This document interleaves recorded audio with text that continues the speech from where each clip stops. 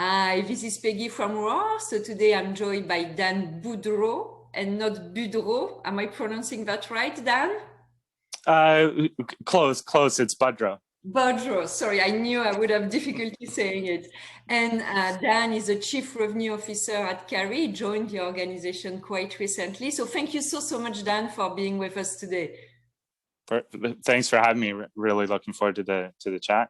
That's great. So, do you want to tell us a bit more about your professional journey? You've been in financial services, I would say your whole life, and you moved recently to Cary. What have you done? Why are you moving? Why did you move? Do you want to tell us more about you? Yeah, absolutely. I mean, to your point, definitely financial services where my career has been, and specifically at American Express. So definitely would say I've really grown up within American Express, nearly 2 decades there. Had some amazing opportunities when I first went there. I'd say early on, I was lucky enough to be very close to the customers. So early on, I focused on the U.S. market and specifically around within the World Service Organization. Then I had an opportunity to work really closely with a lot of our top Canadian business travel and corporate card customers, and really got close to those accounts, did a lot of like surveys to their customer base, have a good understanding around kind of client satisfaction, and then was able to kind of go back to those clients and really recommend action plans on how we really could take the service to the next level. Because that was one thing at Amex I really appreciated, is being a service brand. We really got close to our customer. And then from there, I held a variety of roles for the Canadian market, both from a marketing and sales capacity, and really got close to the acquisition side of things, building out a demand strategy, having very focused segmentation strategies from an industry perspective. And then I also had an opportunity to work in an international division as we were building a footprint for small business internationally, which was great to really touch base with colleagues in Australia and the UK, and really kind of a lot of kind of the emerging markets. And there we were really able to scale up a small business B2B division, and really over kind of the last 5-10 years, both from a sales and marketing, really had the opportunity to be close to that, see it kind of grow from pretty much from the start into a very robust B2B business. And then as far as why Carry, I mean, it was very interesting. I mean, I was lucky enough that in the financial world, as you know, it can quickly become a small world as you get people that kind of travel around. So I was lucky enough that Salil and I have a mutual friend so that's kind of literally how I got introduced to Carry. But as far as kind of why Carry, I would say, I mean, it starts with the people. I mean, funny enough, you actually know more of the people at Carry than I do as far as kind of long-term relationships. But like and I wouldn't say interview, I'd say every chat I had with everyone around the business, it was engaging. I was learning things. You could tell that they really kind of had their pulse on the business based on the questions that they're asking. So I would say it starts with the people. I also love that it's a Canadian startup. I think it's pretty neat. I'm a very proud Canadian. So the fact that this is starting here, and that's a trend that I love to see with all the different companies that are starting in Canada, especially from a tech perspective. So I thought that was really unique. And for me, it gave me an opportunity to go from a corporate world to a startup, but in a business that I really know. Like the B2B payments business is something that I really know. And I would say the last reason for why Carry for me would be really around the market need. I think the nice thing about kind of the emerging fintechs that are coming into the space is they're really identifying opportunities to serve more businesses within Canada. So to be part of that, and honestly, I think the need for it, like COVID's devastating so many businesses. So the need for innovative solutions to help help aid and grow businesses. I think over the next 3 to 5 years, we're never going to have a greater need to support this business segment. So to be part of that initial team that's going to scale this business and work with companies that really need the services and partner with others where we can kind of bring together solutions for the business. I think it's a pretty amazing opportunity. And the last thing I would say is, myself and a lot of my colleagues in my Amex days, we often ask somebody, like, what if you owned, like during interviews, we'd ask, like, what if you owned American Express? What if you had your own credit card company? And like, obviously I can't go do that by myself, but with a group of people attached to this, getting in where there's less than 10 people and truly being a big part of growing a credit card company, it's a pretty unique experience, and I'm really, really looking forward to working with everyone. Yeah, that's a fantastic opportunity that seems it's a perfect match for you, and for them, the expertise you're bringing to the table. And, you're absolutely right. Canadian tech, of course, we've seen in the last few years, we're doing extremely, extremely well. But also, to your point, being instrumental in helping SMBs coming back or rebuilding for some of them from COVID. That's a very, very strong incentive. So, and it's interesting because the feedback I received since I've been working with Gary in the last 2-3 weeks is so positive.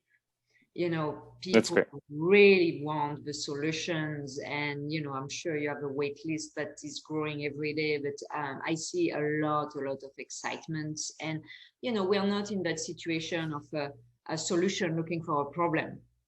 It's a massive problem, and you're bringing a solution. So I think that's great. Would you like to share a bit more? So as I mentioned, your Chief Revenue Officer, on your thoughts on what you're going to do to really bring Carry to market. Yeah, absolutely. I mean, I think a lot of people like to talk about kind of an omni-channel approach, and they do it for a reason, because I really think we have to look at a variety of different channels, and kind of within those channels, a variety of different ways for our customers and prospects to be able to kind of engage with us and make sure it's a smooth, seamless journey for them.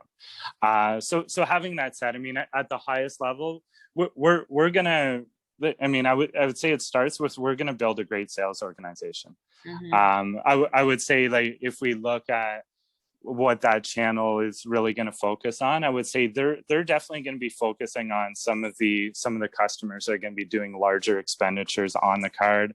They're going to be working closely with them. It'll be a longer sales cycle. They'll need to really identify their needs. It'll be very much, I would say, a cost of goods sold strategy. Mm-hmm. And that's where I'd say over the last 10, 15 years, there's really been that journey for a lot of the companies in this space, going from like traditional kind of corporate card was, hey, your travel and entertainment mm-hmm. expenditures go on it, where that'll always kind of be part of it. And thankfully, as we get past COVID, they'll start to be more travel. But I would say sales team will really focus on the cost of goods sold and really helping people kind of run their business to be able to put as much of their accounts payable on the corporate MasterCard that we'll have in market.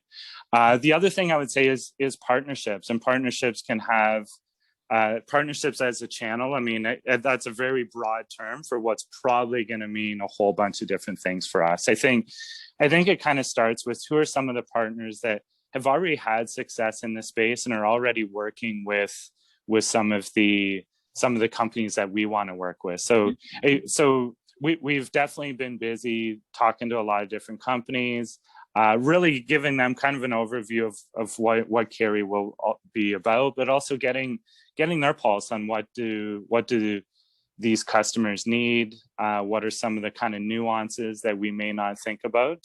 So I think that the more partners that we have that work with kind of the mutual customers that we want to deal with, the more we learn about the customer and the better we can serve that customer. Yeah.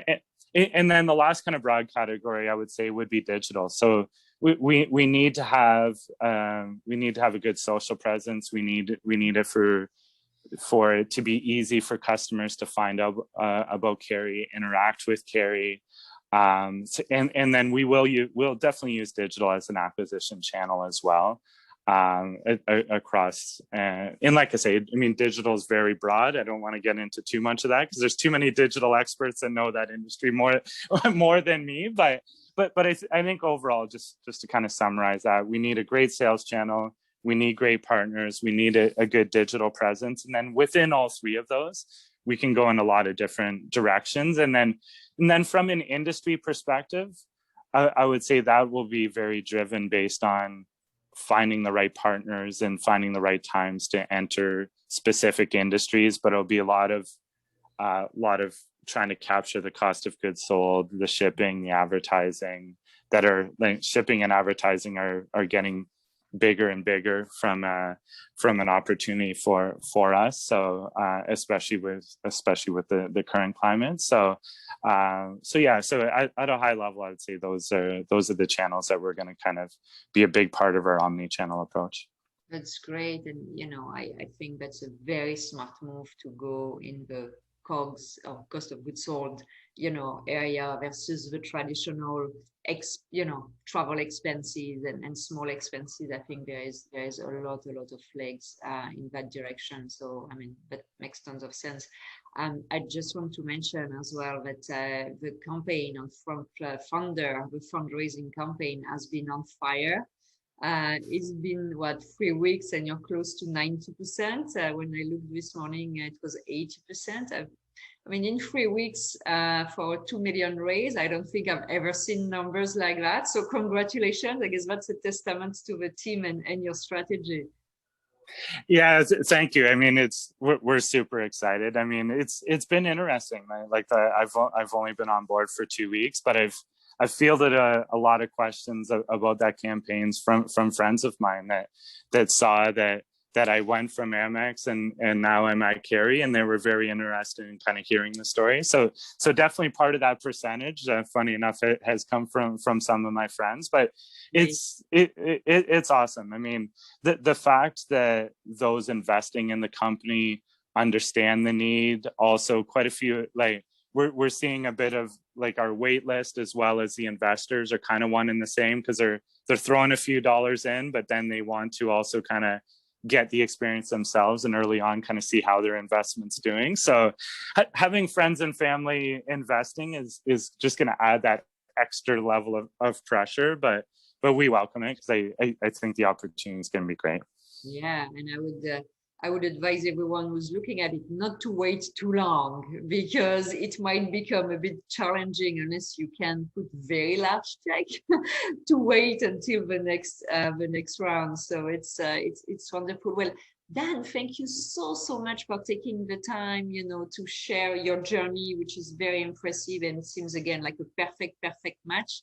And your strategy, which also makes so much sense. So thank you so much for your time. Thanks, Peggy. Likewise, I really look forward to working with you, because I know you're helping out a ton from a Carey perspective and have great experience. So thank you very much.